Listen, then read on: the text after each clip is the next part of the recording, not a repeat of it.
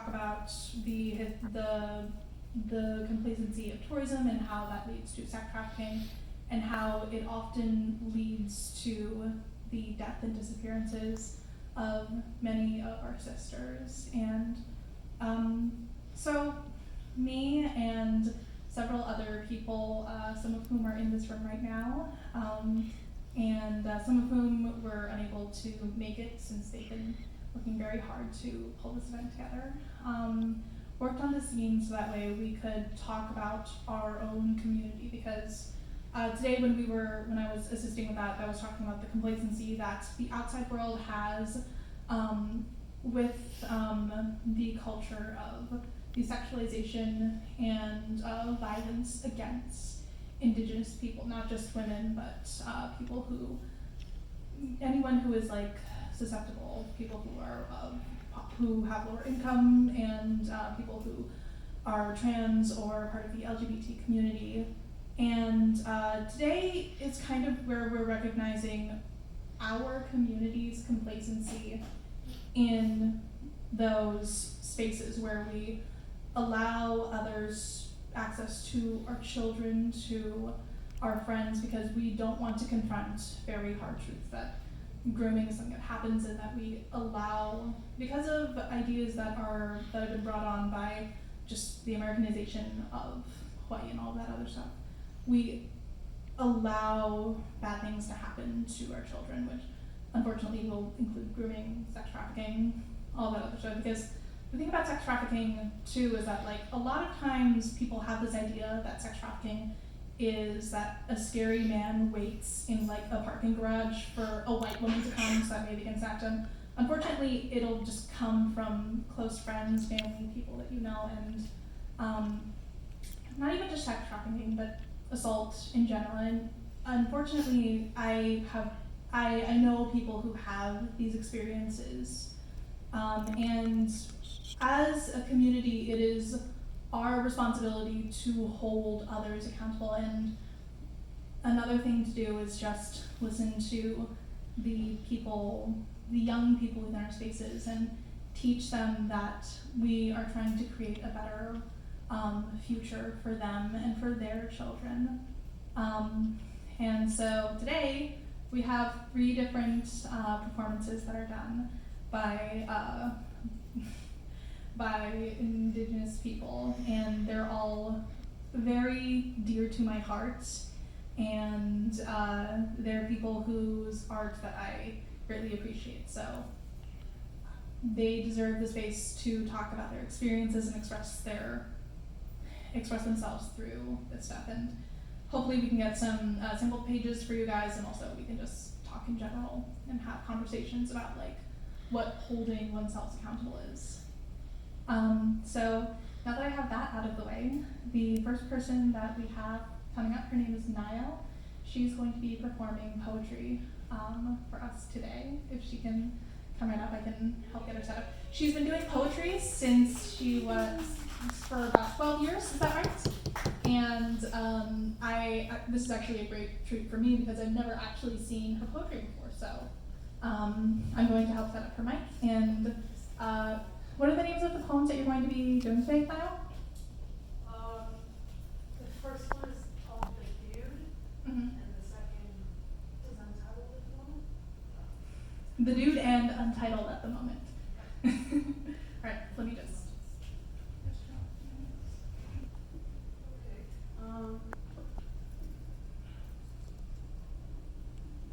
My palms are too sweaty to adjust that, so that's fine. How sensitive would you like the mic? Not that. Okay. Does this seem clear to everyone? All right, cool. So I'm Nayo, and yeah, I have 2 poems for you. The first one, actually I can't do this. Let's Sorry. start from microphones. No, don't worry. It's called The Dude. And it's about being Maori, and if people don't know what Maori is, we're Indigenous Aotearoa, New Zealand, and being American white. I know that's confusing. My dad says a famous gunslinger is our ancestor.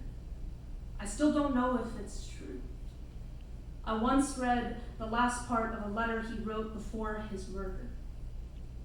I wouldn't be able to write you anything half as eloquent, paint a world in which the string of words and em dash are enough, are all. I wish that when you looked up the Old West, this was all you found. Love sealed in ink, sealed in wax, gun parts melted, sweethearts' promises abound, whites never feeling the urge to build a ship, one sturdy, able, thick pulse of a thing to withstand the non-Atlantic, land never having left the hands of those who come from it. Who do I go to with this one? I grow up with some Annie Oakley crap and lies about the prairies while perched near the Alawai wind, 4,389 miles away. Half of my heart is missing me. My ancestors have been holding it and waiting, but don't know where I've been stashed away. Can't call me home with Putorino or Purerehua when I wouldn't be able to recognize the sound. Does anyone else know that kind of feeling? You know, the one where the blood is knotted so close together it starts fighting itself? A petition to move across the body, another limb, a different artery, away from the parts that it finds savage, straight from God, forsaken. What a strange life it is.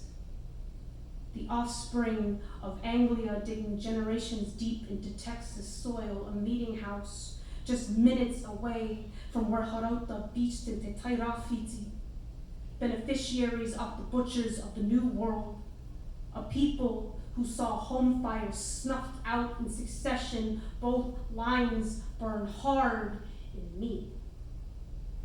A mixing, a legacy in two parts, an attempt to reconcile, so as to unearth some sort of beauty. That's it.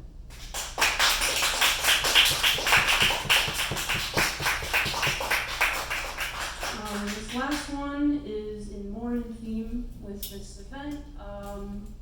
Just thinking about how, violence against Indigenous women and children and Two-Spirit peoples, gender non-conforming and trans folks, and all of us who are marginalized, thinking about that and how a lot of that violence can take place in places that are purported to be safe, places that supposedly we have crafted for ourselves, and that sometimes our own people will harm us. And this is just kind of reflecting on that. It's untitled right now.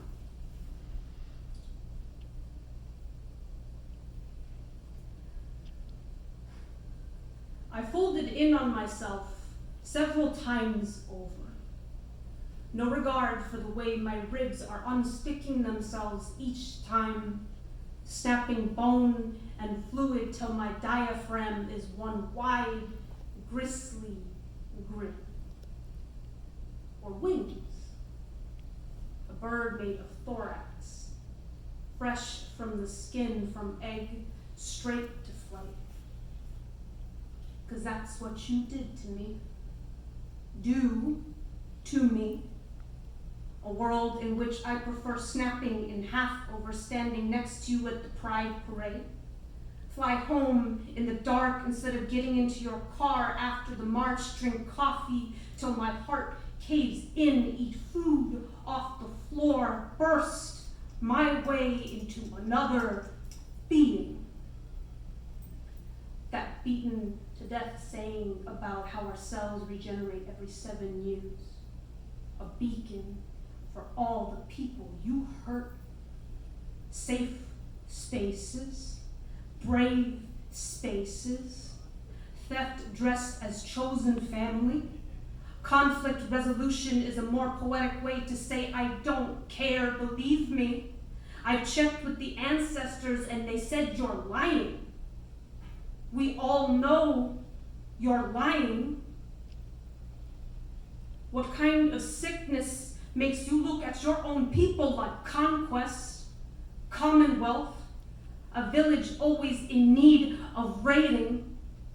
What pasty gay got you thinking all trans bodies should look and sound the same?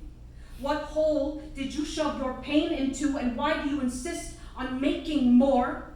What white man made you his exoskeleton? My body feels more like knife than human lately, and every space that is queer and trans-friendly, indigenous, centered, trauma-informed is a guillotine in sheep's clothing. How sweet power tastes when you bled out your people. The sensation of mana slipping away and money rushing in. An IV of our springs. A sacrifice for the tax exempt and left as scraps for the dogs after. And with each passing day you are finding just how beautiful empire looks on you. Thank you.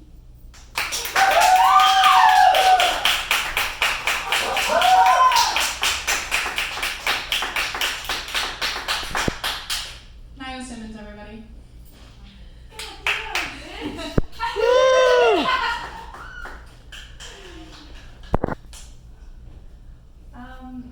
So the next person who I'm going to introduce is Noah Halela. She is here to, she's going to share some of her poetry as well. How long would you say that you've been doing poetry again? I think I said 15 years. I'm trying to remember. When is 16 years? Oh God, that's terrible. She's been doing poetry for about 16 years, and I personally have seen a lot of her work, and I think that she's a deeply talented person, and I'm not just saying that because of personal reasons. But she's another one of the people who has helped out with the zine and helped with this event, and yeah, I don't think that she needs any further introduction unless she wants to introduce herself. Okay. Hi, I'm Noah. Yeah, I've been doing poetry for 16 years, so let's just pretend that I started doing poetry at like somewhere between 4 and 6, and like, you know, just leave it at that. Definitely not approaching 30. No, it's not happening. Okay. I'm gonna do a few poems, and I'm also gonna play some music. So, yeah, that's gonna be a thing. Also, when I play music, you're gonna have to just chill while I like tune my guitar. I'm so sorry. It's gonna take like 2 minutes though. Because I didn't get to tune it when we got here because we were coordinating all kinds of stuff. So, this poem is called Evidence.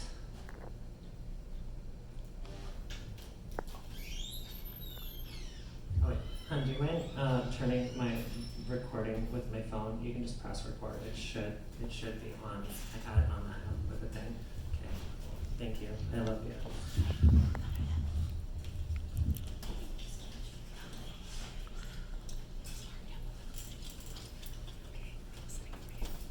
By the time I've provided enough evidence to convince a jury that I'm a real woman, they don't want the bailiff bringing out any more folders. My gender is a big enough pill to swallow. My sexuality will probably cause liver damage. Staring through gaping eyelids like there's only so much we can handle. Curious tilt of head with an air of, why not stay a man then? The truth isn't much to digest. I'm a queer woman who happened to be born on the supposedly wrong side of the chromosome. Mascara on my lashes doesn't change who I back them towards. Believe it or not, there are parts of this world that don't revolve around men. Like my hair twirling through flirty banter with women who make me blush under all this foundation. Like the tip of my index finger hovering nervously over the like button on a cute girl's selfie. The onlooker's jaws would probably fall off if they saw how many women I've matched on Tinder since changing my gender settings. Some of the compliments in my inbox are platonic fire emojis, but quite a few are looking to wear my lip gloss all over them. I've had my share of swallowing men's tears. I still drink them from time to time, even when they act like I owe them my insides, but I've never fallen for a boy, no matter how appetizing the rocks below his cliff were. Sometimes you just need a woman's gravitational pull. The direction I lean in doesn't eclipse my bisexuality, but I suppose it's simpler for straight cis girls to corner the tiny dress market and every other woman to wear an invisibility cloak. We're only allowed to break so many gender norms at a time. How dare we forget that men have laid an exclusive claim on women of all kinds and femmes of all genders? How dare we seek each other out instead? It's no plot twist. A straight girl doesn't blast Hayley Kiyoko songs to drown out the voices telling her she's too trans to be gay. A straight girl's face doesn't heat up when other girls call her gorgeous. Her heart doesn't liquefy at every text from her girl crush, yet the rubberneckers tense up in shock when a girl kisses me in public. Watch them squirm in their bus seats as I squeeze by on another woman's arm. Watch sad boy X stare in jealous confusion as she chooses flirting with my oxygen over breathing the carbon dioxide he slut-shamed her with. I know. It's hard to believe there are women who'd rather take off my dress than your Vape Life t-shirt. That woodpeckers with closet door kinks aren't the only creatures on earth capable of flaunting someone like me. That there are people out there who don't overthink their attractions. Women who want to make out with me because I'm cute.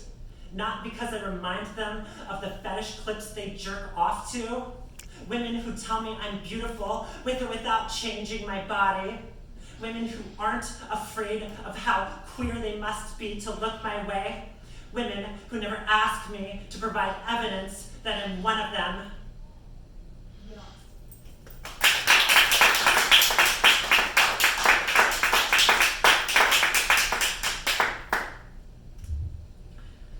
So, I'm gonna give a trigger warning for this poem because it is about sexual assault. So if that's like too much, or it's just you find it triggering at any point, please feel free to like walk out if you have to or anything. I won't take it personally.